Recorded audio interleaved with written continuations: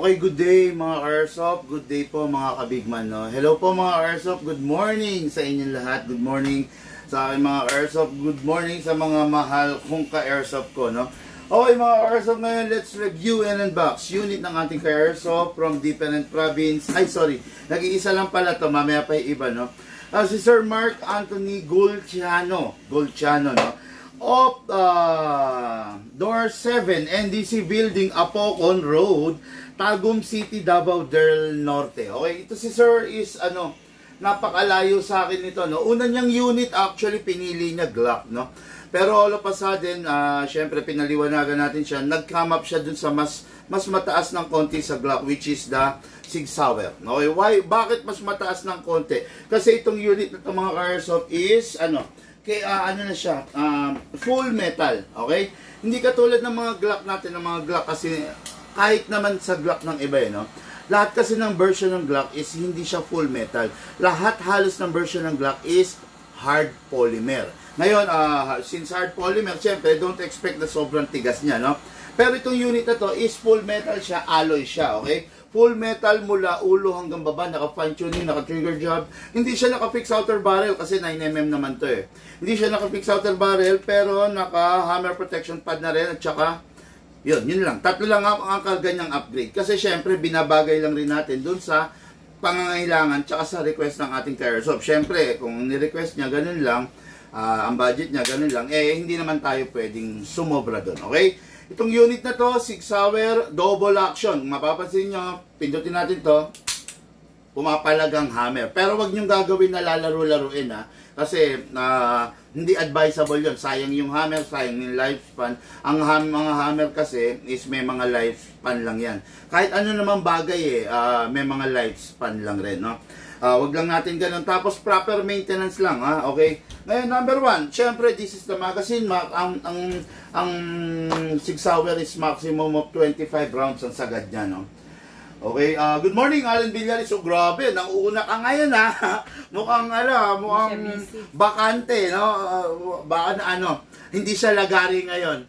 Malamang to nakatambay to si kaibigang Alan Villaris sa pila ng nantoda nila, di ba? No? Hello, good day Alan Villaris. Have a safe and positive Friday mga Airsoft. Tulad ng sabi ni Alan Villaris, ganun din ako. Have a safe and positive Friday sa lahat. Sabi nga, thanks God it's Friday.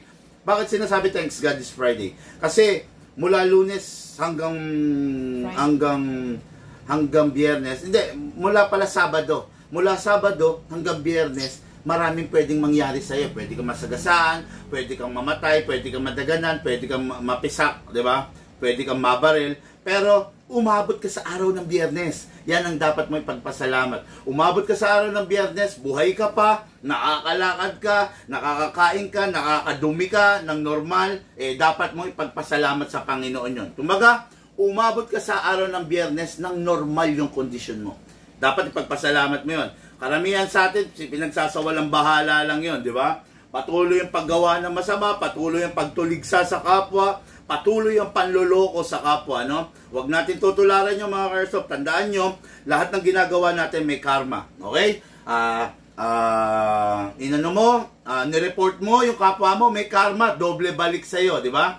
Pwede maging abnormal ang anak mo, pwedeng tamaan ng sakit ang misis mo. Hindi natin kayang alam yung kayang gawin ng Panginoon, di ba? Kaya, always kailangan be positive, always be kind, sabi nga. Okay? Press the valve, then spray.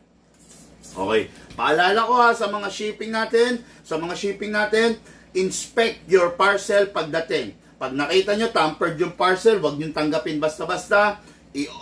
I-video ninyo yung unboxing ninyo para may protection kayo, meron kayong ebidensya. Spray tayo sa inlet valve, sa output valve. Then, kunin po natin yung unit. Yung unit, number 1, pag Sig Sauer, nilalagyan sa ibabaw, same as Glock, kasa, ilock manually, ilock manually din, para ma-sprayan natin yung nozzle. Okay, after that, release, then rest.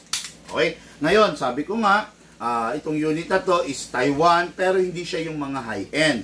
Ngayon, pag mga ganun ng unit, sisiguraduhin nyo na ang ginagamit yung gas is yung compatible sa kanya. Tandaan nyo to, huwag kayong sosobra sa kaalaman na itinuturo ko. Huwag kayong sosobra, huwag kayong masyado magiging bibo. Kung ano lang yung tinuro sa inyo ni Big Man, yun lang ang susundin ninyo kasi parehas tayo. Ayaw natin na masisira yung unit mo. Parehas tayo. Ayaw natin na sasakit yung ulo mo. Parehas tayo. Gusto lang natin maglaro. Okay? So, gamit lang tayo mga ka-airsoft, 12 kg. Huwag pong gagamit ng 14 kg rito dahil hindi siya compatible. Ngayon, upgraded ko na fine tuning, trigger job. Lagay tayo 2 seconds. Sakto, then press down. Oh, sumi.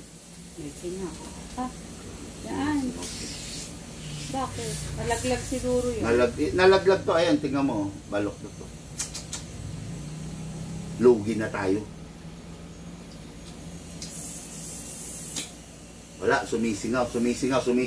Hindi pwede.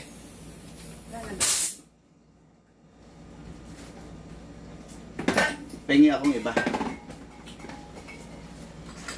Yan, napigil tuloy yung momentum ko. Sumisingaw yung gas. Nagyelo tuloy itong baba natin, no? Kaya lang, nagyayelo eh. Dali, ha?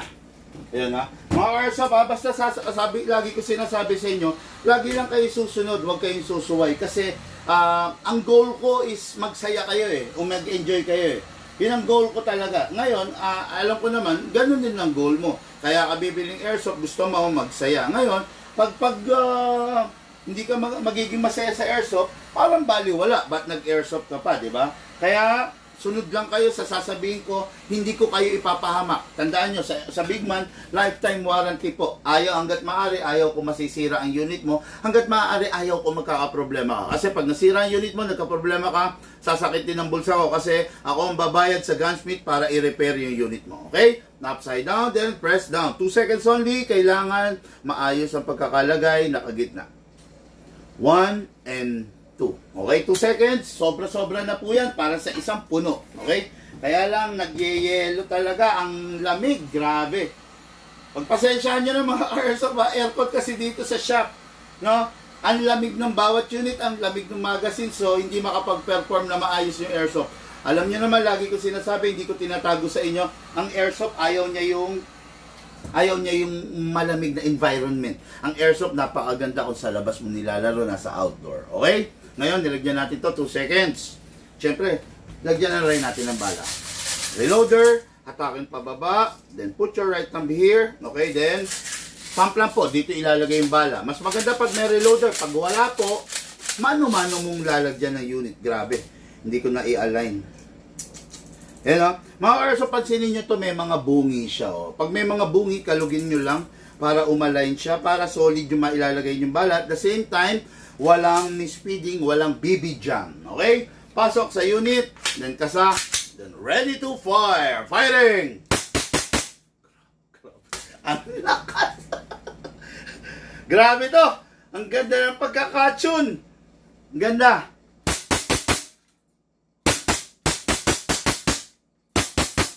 Open slide kasi po wala na pong bala. Next thing to do, release the magazine, then release the slide. Then, rest the hammer by pressing the trigger. Grabe! Putsa, dami pang laman, oh.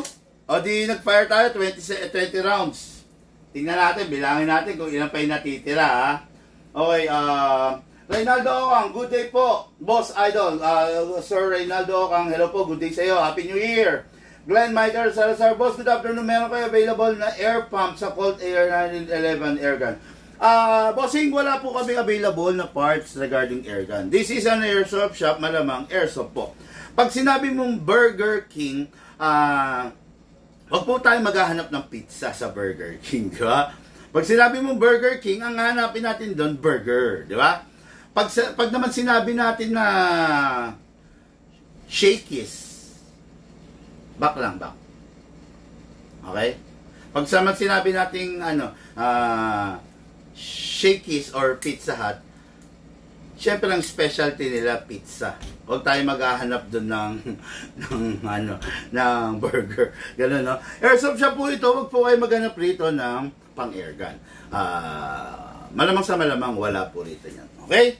Ngayon, tignan natin kung may natira pa, no? May natira pang gas. So, tignan natin kung ilan pa yung natira niya. Tingnan natin kung ilan pa yung ipuputok niya. Tingnan natin kung matipid nga ba to. Okay, so pumutok tayo ng 20. 1, 2, 3, 4, 5, 6, 7, 8, 9, 10. Okay, yung 20 natin, nadagdagan ng 10, edi 30 rounds na. Tingnan natin, meron pa ba? Meron pa rin. Yan ang sinasabi ko sa inyo, napakatipid niyan. Boss, patingin ako ng SCAR blowback mode. Punta ka doon sa link, punta ka sa Google Drive namin, doon makikita mo, sir. Hindi ako pwede mag-flex kasi meron akong binablog. Kailangan nakafocus ako dito. In fairness doon sa may-ari nito, kailangan siya yung pagsilbihan ko. Hindi kailangan na sagutin ko yung tanong mo ngayon. Okay? Sinasagot ko lang yung tanong mo, bossing. Kung interesado ka, puntahan mo yung Google Drive namin. Doon lahat nakapost ang item namin. Okay? So, 30, Tier 1, Tier 2, Tier 3, Tier 4, ang lakas o, Tier 5, Tier 6, Tier 7, Tier 8, Tier 9, 40. Okay, naka 40 rounds, 2 seconds of gas, naka 40 rounds na. Panalong-panalo na to, napakatipid, napakaganda, napakalakas pa. Okay? 65 rounds, kaya sana Alan Villaris, kayanin niyang hiling mo ha. So, nakaka 40 na tayo. 1, 2, 3, 4, 5, 6, 7, 8, 9, 10. Nakaka, ilan na? 40. Nakaka 50 rounds na tayo. So far, 30 na lang. Tingnan natin kung kayang abutin yung request ni Alan Villaris, no? Gerardo Di Malanta, good day, big man. O yun, yung mga for shipping, antay lang po kayo mga airsoft, no? Kasi hindi namin talaga kontrolado eh. Alam mo, kung pwede lang na ipalalamove ko yung unit ninyo para the same day makuha ninyo, talagang gustong-gusto ko mapunta sa inyo. Kaya lang, hindi natin kontrolado yung courier eh, no?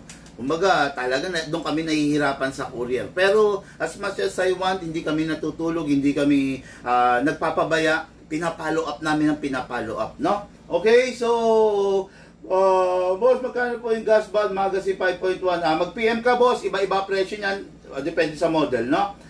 Tanong lang, boss, magkano yung pang beginner? Carl, Nicole, Neri, mag-PM ka, sir, para malaman mo yung details, okay? Hindi ko mo beginner ka, kukuha ka ng pangit. Hindi ko mo beginner ka, kukuha ka ng budget meal unit. Tandaan mo, pag kumuha ka ng China, kumuha ka ng mumurahin, kumuha ka ng budget meal unit, may tao, sigurado forever, newbie ka na lang. Kasi, yung unit mo, laging sira, magsasawa ka kagad, okay? Naka 50 na tayo, tingnan natin kung kaya pa. 1, 2, 3, 4, 5. Okay, 55. So, yung 2 seconds natin, sinukulian niya ng 55 rounds, pwede na, maasahan na. Diba? Okay, itong unit na to, kay Sir Mark Anthony Gulciano of Tagum City, Davao del Norte, Apocon Road. No? So, ito na po for packing and, syempre, for shipping. Okay. Yun. Okay, mga airsoft, lahat po tayo nagmula sa iba't ibang larangan. Pinagbuklod, pinag-isa ng iisang libangan. Yun po ang paglalaro ng airsoft, syempre. Mamaya may live ulit tayo ha. Okay, may walk-in kasi tayo. Hatid po sa inyo ng inyong lingkod, Big Man. Thank you po and have a blessed day. Yung